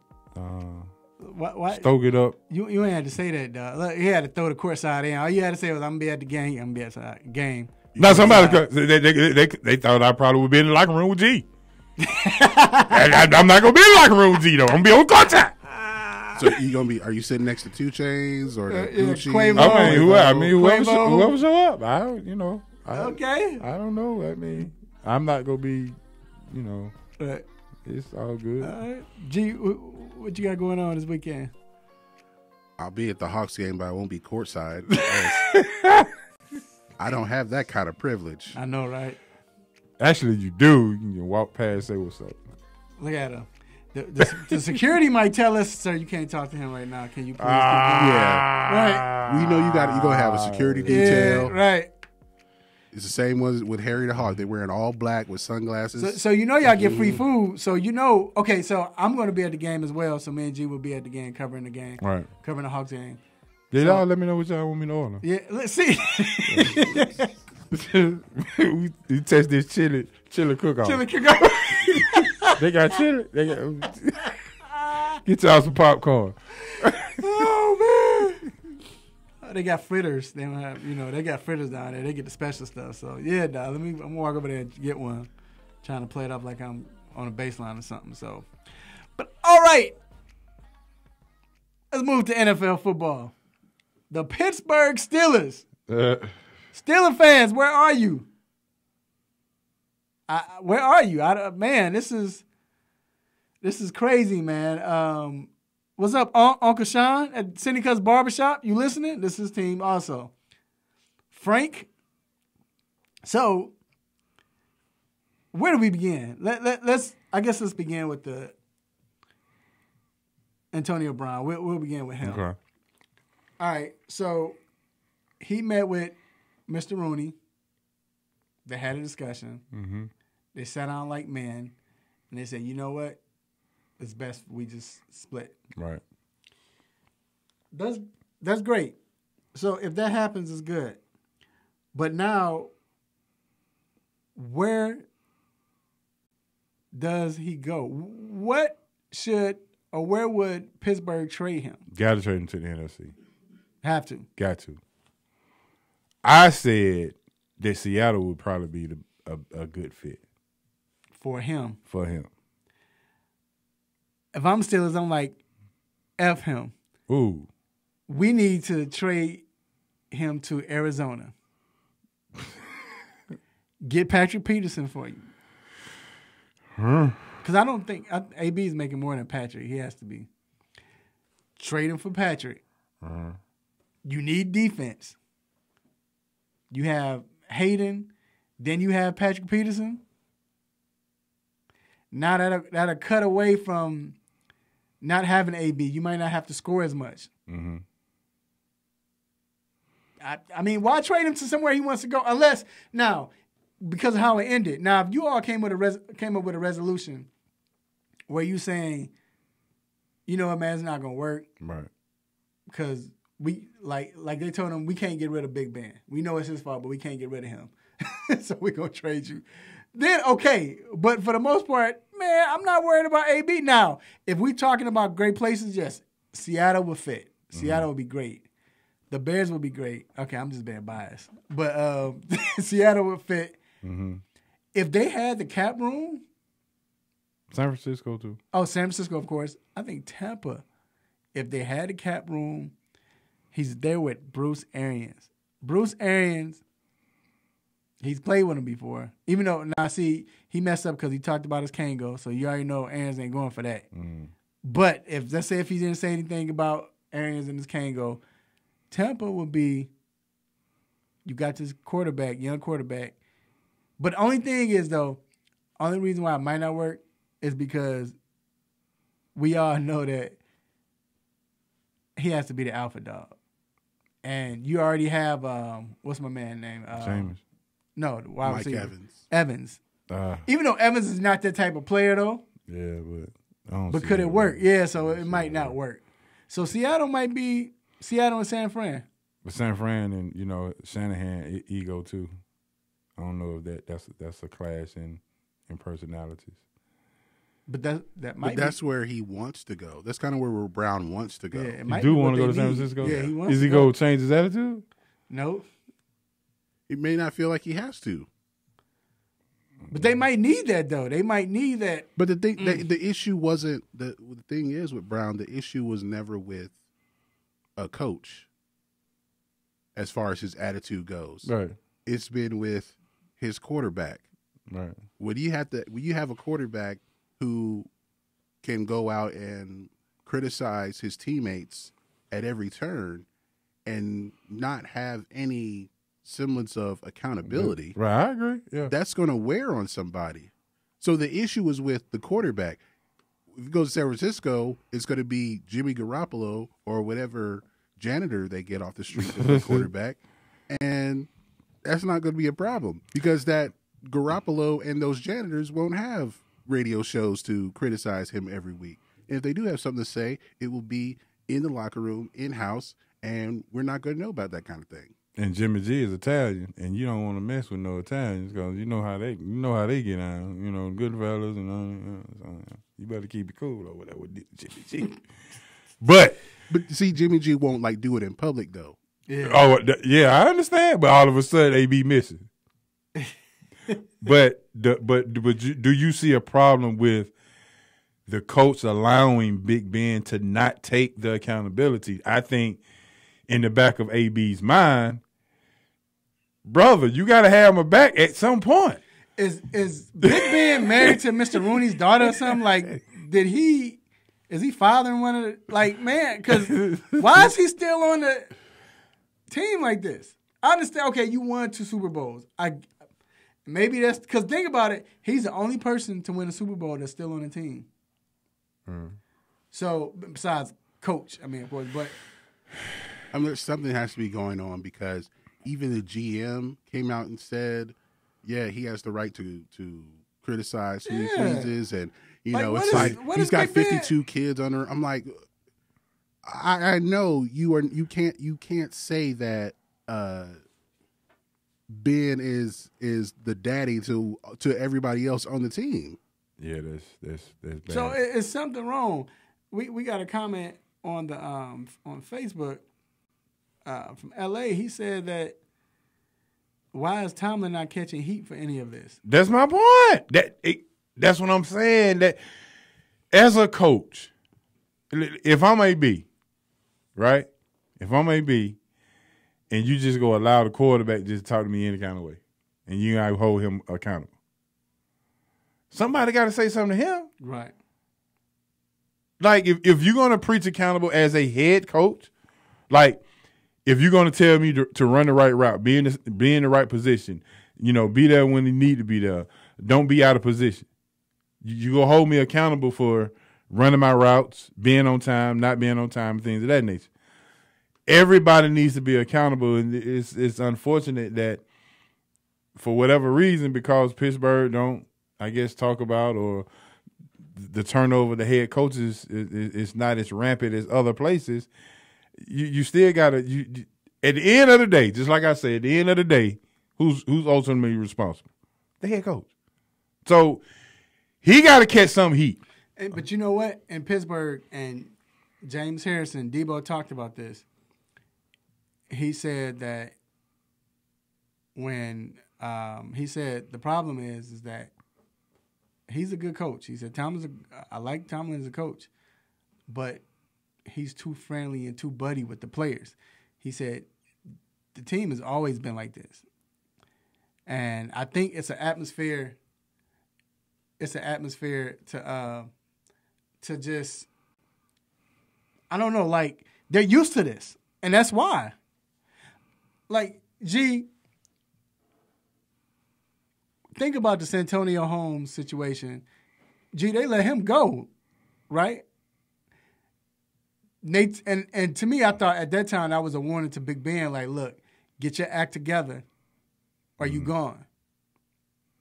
But then, what else happened with Pittsburgh? It was another Mike Wallace. Wallace, that situation, and then they keep letting the situation, because we hadn't got to Le'Veon yet. But with the Le'Veon situation, it's been like this for a while. And to me, I knew something was wrong when you had your offensive lineman talking about, like, we don't trust, you know what I'm saying, is wrong. I understood that, but to me, if you're trying to sign this guy, you don't come back. You don't come for the running back, especially when it's about business. Right. Mike Patton said the problem is Colbert, the GM. Simple. He just undermines everything that Tomlin does. Maybe him and Big Ben grew up together. Or maybe him and Big Ben got something. But the way he was talking about Big Ben, but Tomlin is with Big Ben also, but I feel him on that. Because I watched the interview, and stuff he was saying about Big Ben, it was like, bruh, like, grow some. Well, it's the thing. It's like, if Big Ben can't be free of criticism, if he's going to criticize his teammates, like, he can't be free of criticism. Like, you hear that. Like, I saw the 30 for 30 about the Pistons, and when Adrian Dantley was on there, he's one of the saltiest players ever, right, as far as that team. But yeah, he's like, during one meeting, he said Isaiah Thomas was like, you guys need to do this, you need to do this, you need to do this. And Dantley's like, but wait a minute. What about you? What is it that you need to do? And so there needs to be someone holding Ben accountable too. And it seems like no one is. No, and that's what AB has noticed. I don't think he's handled all this the right way. Right. But he's not wrong as far as pointing it out. But he's crazy too. So, like you said, and that's why it's not coming out. Yeah, that's why it still looks bad on AB, because he's not handling it well. Because if you notice, anybody that still has the little, not a box, whatever, but you had a part in the middle of the box, they are crazy. If you thinking they devish, you saw just look at his mustache. They devish and all that. He got a blonde Hulk Hogan looking mustache. Yeah, like, bruh. So what about Le'Veon? They came out and they said, all right, Le'Veon, we're not going to touch you. You're free. Where do you see him going? Oh, well, he's a free agent. Yeah, he's a free agent, so he can pick. Yeah. So now we can say what would be the best I wouldn't be surprised if San Francisco try to get him either. With Breida, but they got Breida. Okay, then you got Le'Veon. This is a 2-back league, remember? True.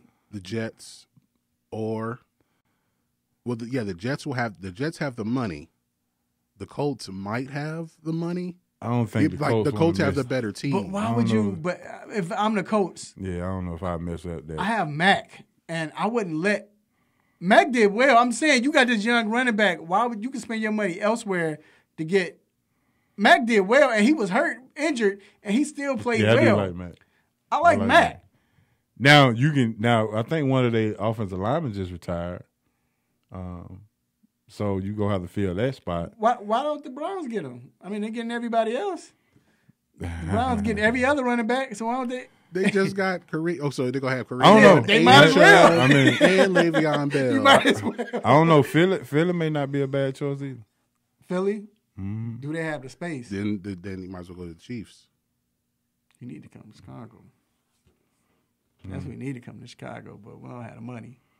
Yeah, they can cut McKinnon. Mike Patton said they signed McKinnon. Yeah, but they can cut him. Because, see, and I said Tampa Bay as well. But, like I said, the cap money, they don't have the money. But I said if Tampa had him, and then they can get AB, but they don't have the money. You know, it's not like basketball where you have contracts. You can, like, if this is basketball, then 49ers, they can probably trade Dwight Clark's salary, his contract. You know how basketball, they be taking contracts people ain't played in 8 years. Mm-hmm. But Tampa can't do that. Nope. You know, so and they don't have a running back either. I don't see the Jets. I spoke of the Lions, but nah. You can't have everybody. Like, you think he would go to a team where he hadn't won for his money? I don't know what part of the attrition that he's in.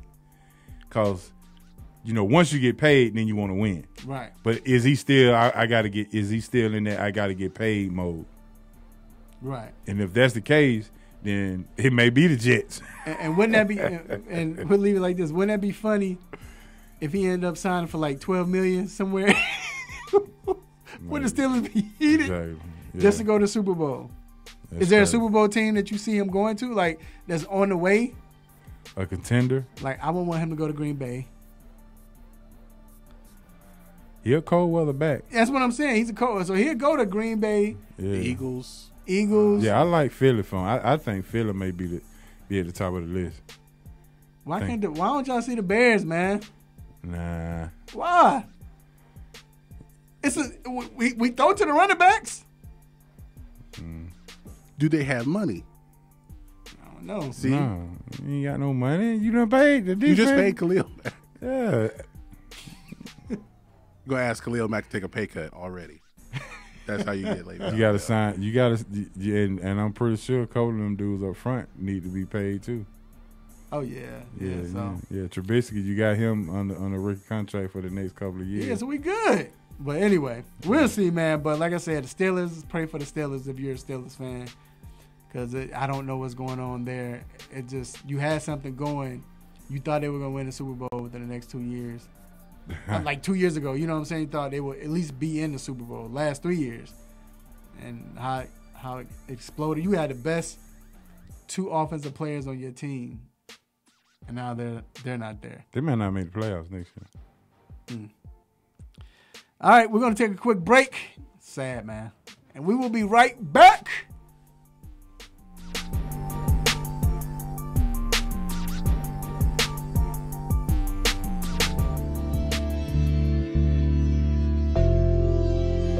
Hey y'all, it's Channel 2's Taisha Fernandez, and you need to listen to the 3-Point Conversion. 3-Point Conversion. 3-Point Conversion. 3-Point Conversion. 3-Point Conversion. 3-Point Conversion.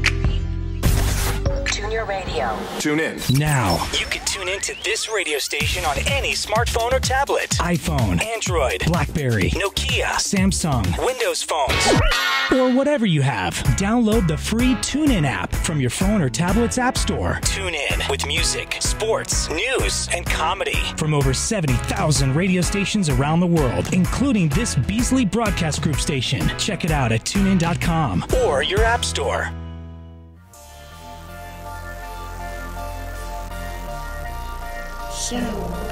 Hi, this is Aditi Kinkabwala with the NFL Network, and you are listening to the 3-Point Conversion.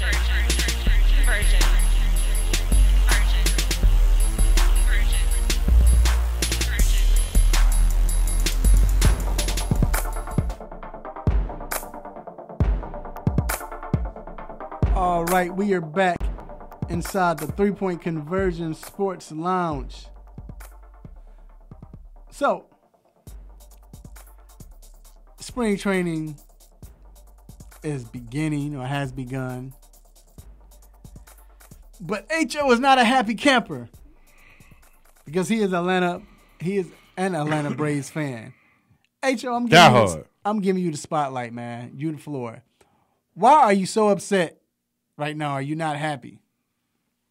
The ownership of the Braves, Liberty Media, consistently and continues, or how should they say it?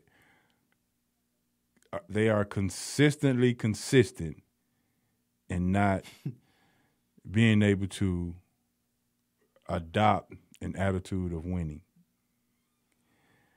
Let me give you an example. In football, We understand this, and this is a fact.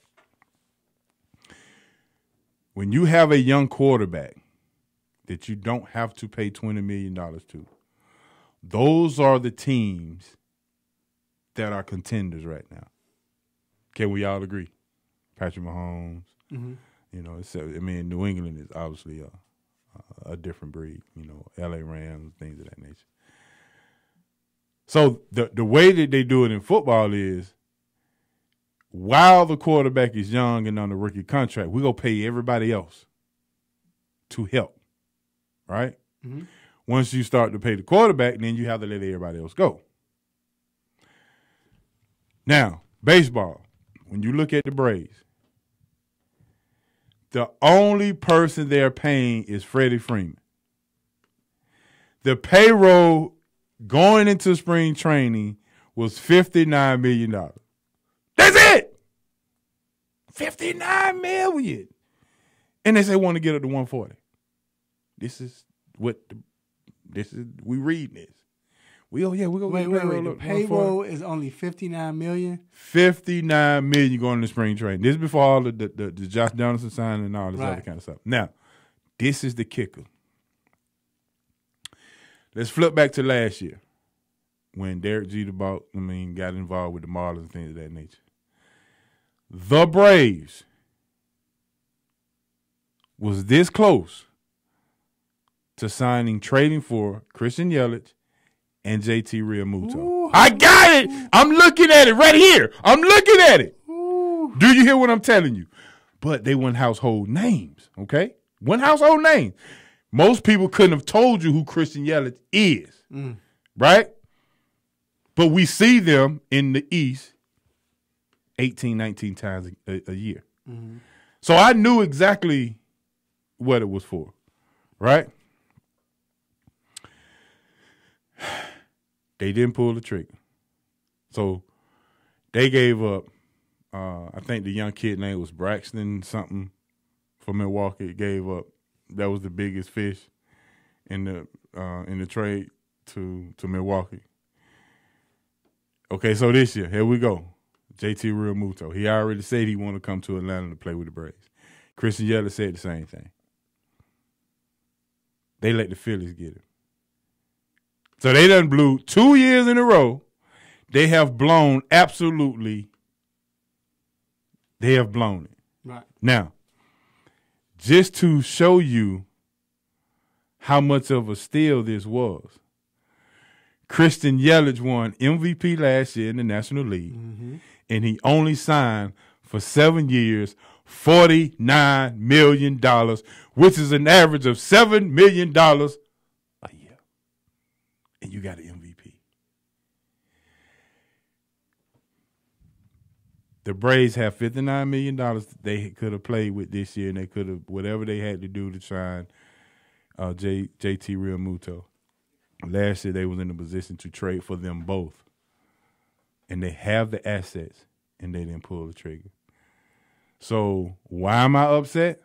Because, again, the Braves ownership, Liberty Media, has shown that they are constantly consistent in not winning and having the attitude of not winning, because they have blown these deals as far as I'm concerned.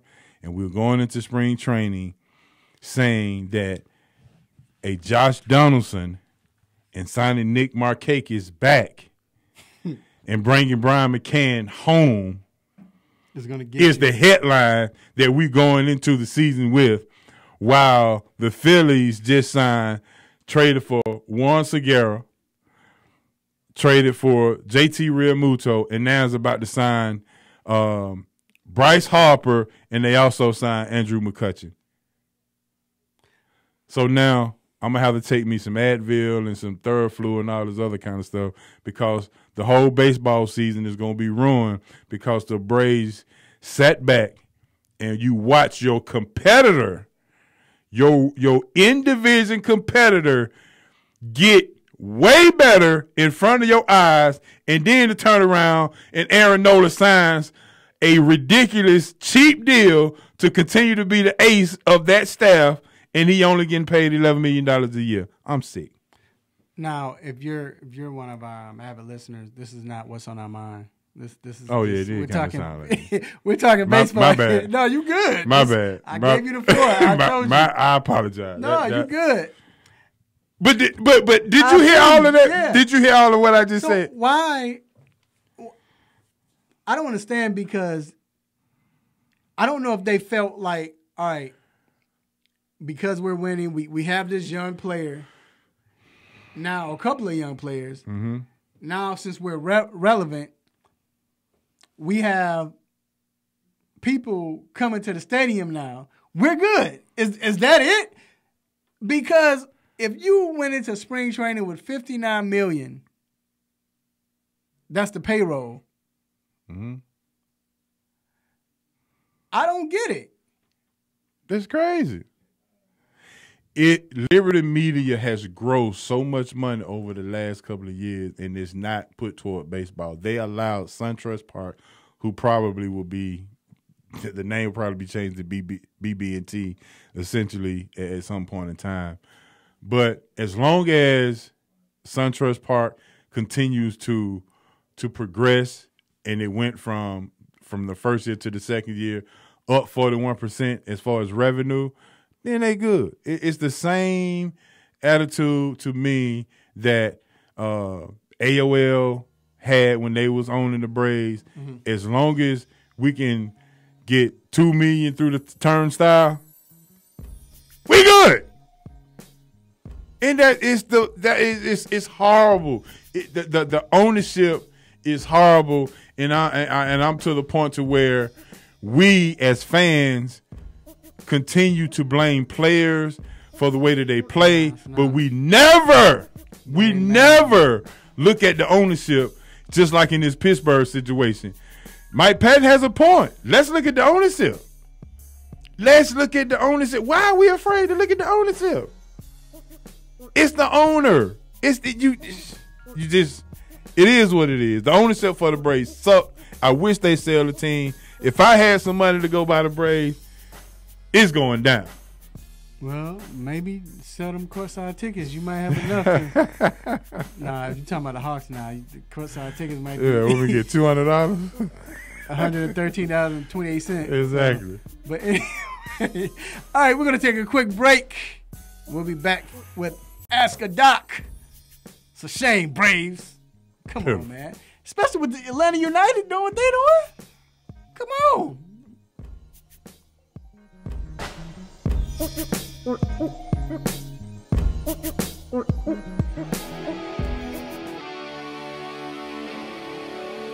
Have a sports injury?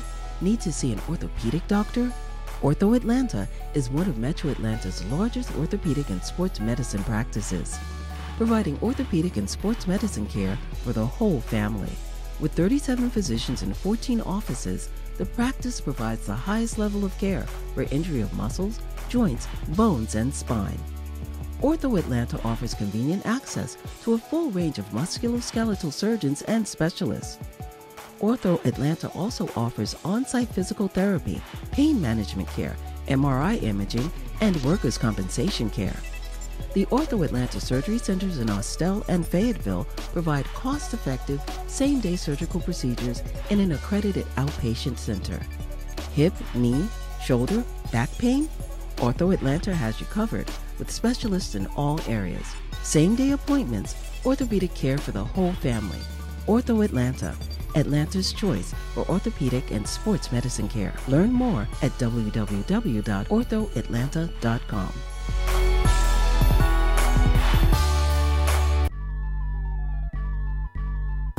What's up? This is Chris Tucker for the 3-point conversion. Let's go. Let's go. Let's go. Let's go.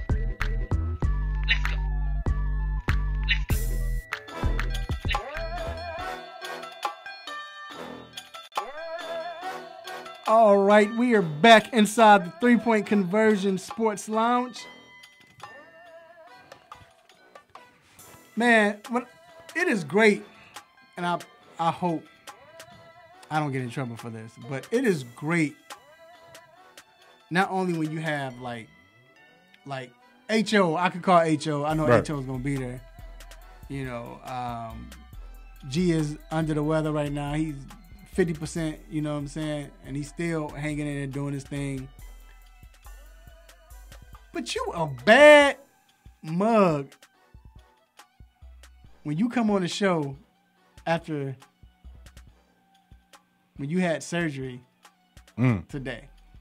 And you make room for the 3-point conversion sports lounge. My man.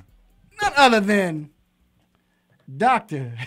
Donald Fowler the third. Yes, sir. Is a charm. What's going on, Doc? What's going on, guys? You can hear me okay? Yeah, we hear you. What's going on, Doc? Not much. Yeah, sorry. One hip fracture down. Got another one coming up. But yeah, always gonna make time for you guys. Man, you can always go to Coach K about some advice about the hip surgery. Yeah. Oh man. Speaking of Coach K, lead in. Right. Good segue. Two Duke fans, crazy fans here. Yep. And I'm not talking about myself, and not G. But anyway, we saw the injury. We saw it happen. But we really had all we talked about is more so, is he going to play again? Not because of the injury, but should he just lock it down? What's going to happen with the shoe? Are they going to frame the shoe and all of that good stuff? So, Doc, but let's get into this injury. How serious is this injury? They say it's a mild sprain or strain? Yeah. So, I can come at this from all kinds of different angles as a fan, as a doctor, as a former team physician for Duke basketball. But, obviously the biggest thing you want is just for the kid to be okay and be healthy. And I think from everything that we're seeing that yes, it is something that's not serious. They called it a grade 1 sprain, and our classification for that is grade 1 being very minor, 2 being kind of mediocre, and 3 being severe, where you're kind of completely essentially tearing a ligament or tendon. So he's on the low end of the spectrum, mild, usually something that heals up pretty quickly, but obviously they want to be extremely cautious with him for many reasons, and certainly his future as well. So, but what do you think? So is this an injury where, so I guess Duke fans could take a deep breath and we're good, Yeah, I think so. And of course, anyone who's followed any sports media outlets or ESPN, there's been at least 20 people coming on pontificating about, what he should do, what he shouldn't do. And I think the most respectful thing is to say, well, really it's his decision. No one can really walk in his shoes, literally or figuratively. But it's going to be what's best for him. I think what's kind of special about Zion is, despite all the hype and circus around him, he seems well-grounded. He seems to really care, not necessarily about money, but just competing, his teammates, Duke, Coach K. So I think he will come back and play. I don't think that's officially been confirmed, but there hasn't been any talk out of Duke that he's being shut down for the season. But at the same time, they're certainly not going to rush him back and risk kind of re-aggravating the knee or injuring him worse. So normally, if it was someone else, I think maybe they'd even come back within a week or so. I don't know if they'll do that with Zion. There's a chance they might even hold him out closer to tournament time when it really counts and just make sure that he's really 100% ready to go. But I think we're just going to have to see day by day. Yeah, I know he's officially been ruled out for today, so I definitely won't play today. So we will have to get some other, Alex O'Connell, Jack White. You have to step it up today against Syracuse. But I'm going to move to another big guy that even coming into the NBA had some injury issues. But what I want to ask you about Joel Embiid's knee, not necessarily specifically with this injury, but when do you get to a point where you are classified as injury prone? Like, what is that like with what he has? When do you classify that as a physician as this is going to keep reoccurring? It's nothing that we can really do about it. It's going to keep happening and things of that nature. Yeah, no, that's a good question. I don't. There's probably like a Derrick Rose injury prone classification, and then everything else besides him. But I think what's hard about a guy like Joel Embiid, and in a way, yes, I would say he's on that spectrum, being injury prone. I think he missed the end of his college career at Kansas because he got injured, I think in the Big 12 tournament, and they shut him down. And then, of course, his first and second years in the NBA, I think it was foot issues, fifth metatarsal that he was dealing with, if I'm not mistaken. But I don't know if I'm necessarily putting it on Joel Embiid like, oh, it's his fault, he's injury prone. I think one of the bigger issues is big guys in general are more injury prone because of their size, their weight, how much pressure they're putting on their feet and knees. Now, he's not in the class like Greg Oden, who broke down super quick, but I mean, you can think of plenty of big guys out there, Yao Ming, Amari Stoudemire, a lot of guys like that, for no fault of their own. It's just so much stress being put on that big of a body that you're gonna have injuries, and it's a matter of trying to be precautious and manage them so they don't turn into something that's, more long term or permanent. Well, I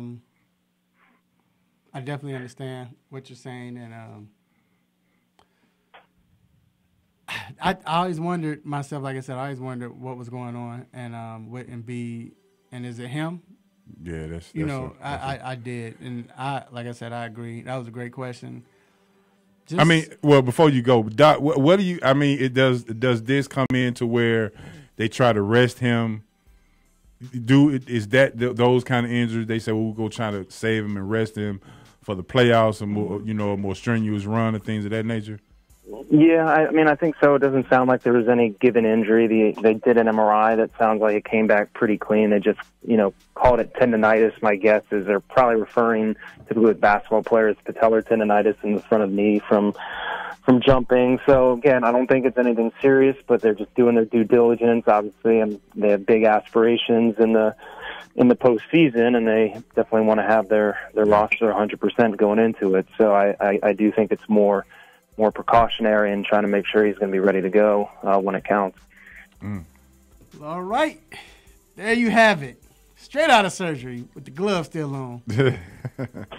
Probably have somebody holding the phone for him with his hands up like this. Yeah. We appreciate that, Doc. Always, man. And definitely be looking forward to talking to you next week. Yes, sir. You guys have a great weekend, okay? Hey, man, right. Good luck with everything. Yeah, save a hip. All right. All right, we're going to take a quick break, and we will be right back.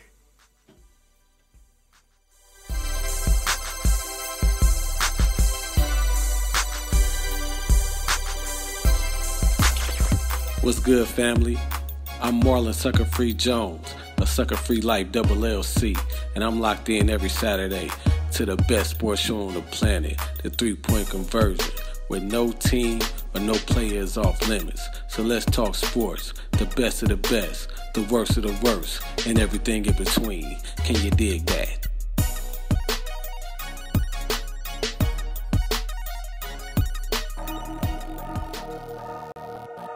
It's time to get in the mind of Mr. Controversy and be intellectual with What's on My Mind.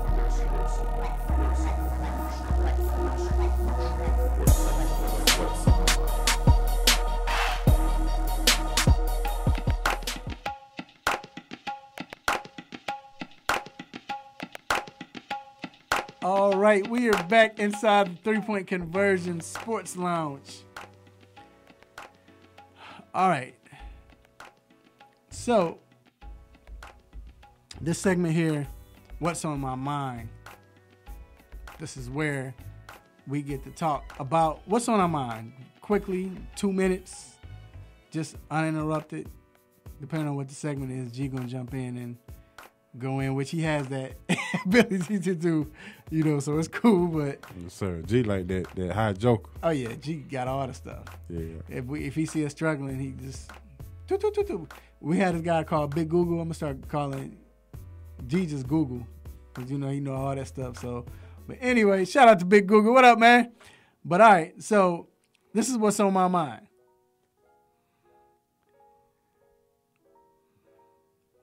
The NBA All-Star Game has to be the most coveted All-Star Game there is, especially by players. If you look at the players that were injured before the game, Anthony Davis got injured. Kyrie Irving got injured. He wasn't playing. Now Joel Embiid is not playing. They're saying he didn't get hurt in the All-Star game, but they take him out after the All-Star game. But it lets you know that players really want to play in this game. They want to play in this game. Like, we look at it, it's funny because we look at it as fans, like, even though to me it was quite interesting this year, but usually it's like, man, the NBA All-Star Game, the last 10 years, it sucked. Like, maybe 2 out of the last 10 has been good, if that. But for some reason, these players want to play in this game. Back when I was watching it, yeah, they all wanted to play, but I guarantee you, if they had a chance to rest, they would. The only player I remember doing this is Anthony Hardaway. Anthony was out for probably all of the first half of the year. Came back playing the All-Star game, then sat out the rest of the year. Like, what? But it's something about this All-Star game. What is it? We need to find out why. And why I say we, talking about the sports world, because maybe they can instill this in the NFL. I don't watch hockey All-Star game anymore because, I mean, like, man, this is worse than... That's worse than regular football because you don't hit them. You let them score, no cross-checking or anything like that. Baseball game is All-Star game is good. But for some reason, this NBA All-Star game, it's something with it. The players are having fun. And maybe it's because they're playing, because NBA players always want to play basketball. They always want to compete. But now they're playing with not worrying about winning or losing. I don't know. I just want to know what's going on with this. I've always been wondering about this. And it just showed with the injured players before the game. And then after the All-Star game, you got somebody else is not playing. But played in the All-Star game. They saying he didn't get hurt in the All-Star game.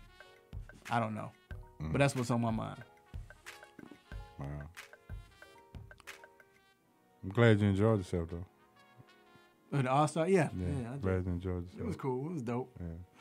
I'm going to be quick with mine, and I'm pretty sure they probably thought, a lot of people probably just... Thought you did one already. Yeah, thought I did one already, but... Let's wrap up the show, y'all. Yeah. All right, so go ahead. What's on my mind, man? I just think that a lot of people, a lot of media, a lot of people, and the people who still think the Hawks have made a mistake drafting Trae Young, I think they really need to take a look at what actually is going on. Let's pay attention. Let's stop with the comparison and things of that nature, and what Luka has had big moments. But let's take a look at Trae Young. He's 17-8 basically. He's 7.7 assists a game, averaging 17 points a game. Chris Paul, his rookie year, averaged 16 points a game, 8 assists. Now you tell me, if we told you that Trae Young would average 17-8 for his first rookie season, that would be a slouch, or as the boys in the hood call it, some bad basketball or whatever, then okay. But 17-8, how can you look at that with a side eye? He has combined points and assists more than any rookie in the league. He's accounted for more points than any rookie in the league with points and assists added together. So for those who continue to think and feel as if Trae is bad for Atlanta or he may not win, man, all that doesn't even matter. If you're down with the Hawks, let's get down. Let's take a look at it, and let's stop trying to compare him with another person who's been a professional for the last 5 years. And let's just give it a shot, give it a break, and I can guarantee you, Trigger Trey, a.k.a. Ice Trey, is going to figure it out, and he's going to get better. And that's what's on my mind. Let's wrap this show up. I feel you. G, as this music's playing, can I get a stop it real quick? Can you get a stop it, somebody? Stop it. That's for Harlem Hyde says that Chris Paul's a bum. He said Trae Young is a bust. But did you just hear what he was saying? Maybe he's back. I don't know, but what? He's a Knicks fan, so yeah. Harlem. You know how come on, Harlem. they are. You know you would want Trae in New York. Tell him Nas is the bust and Jay-Z is the bust and see what happens. Big Al is trash. He gonna take it Timberland. Nothing. Yeah, he gonna take it Timberland's off and try to get to him. Hey, but I ain't mad at Harlem because he's supporting his team. That's how it's supposed to be. I'm with you, Harlem. I take that stop it back. Anyway, we thank you all for listening. Want to give I was about to say give honor to God. I'm in church. There you go. Definitely Who's the head of my life? Who's the head of my life? to G, to H.O. and everyone's in the pulpit. But anyway, I thank God just for this platform, man. To do what I do, to get me to say what I say. To be able to make you all mad, happy, upset, want to give me the stop it button. Like I said, I appreciate it. And this is amazing what's been going on the last 3 weeks, but let alone period. So I appreciate you guys. All right, I want to thank all our guests. I want to thank Dr. Fowler, and I want to thank Joel Cordes for coming on. I was going to say Joel Embiid. Joel Cordes for coming on and giving a great analysis. Also, I want to thank our sponsorship, Cindy Barbershop, Sucker Free Life LLC, and Ortho Atlanta. And got to thank my co-host, H.O. Man, appreciate it, man. I'll make it quick. Appreciate three-point conversion. Thanks for having me in, calling me in from the bullpen. Great show. Honor to the big man above for giving me the opportunity to do this each and every week. More sports, Wednesday, 7 to 9, Sports Roundtable. And Raphael finally came on the show. So I don't think we should hear any Dang, y'all forgot about it. I was just about to be like, yeah. And I still haven't, but yeah, he invited me on the show. Yeah. No, you came on the show. The invite has been there. Let's get it straight. I felt great. It was great. Yeah. I'm not going to see for another year, so. Yeah, exactly. All right, and I want to thank my family and friends, beautiful wife, children, loved ones, uncles, aunties, cousins, grandparents, brothers and sisters, nieces and nephews, and thank God I don't have any grandbabies. I want to have everybody listen to the show, keep following us, and then this week, love family, let people know that you love them, eat good, watch some sports, keep following the 3-point conversion. We will have all of the access from the Hawks tonight, and we will also probably have a special interview with H.O., Courtside H.O. So we're going to take it. So until then, same time, same show, same crazy host, same sports nonsense. Will you miss me? I'm out. Peace. You just got done listening to the 3-Point Conversion Sports Lounge. Be sure to follow us on our Instagram, Twitter, and Facebook accounts at The 3-Point Conversion. And also make sure you check out our website, the3pointconversion.com. Be sure to follow us live and listen every Saturday morning at 10 a.m. Eastern.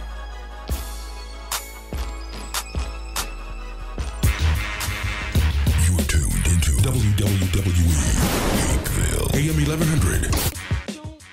The opinions expressed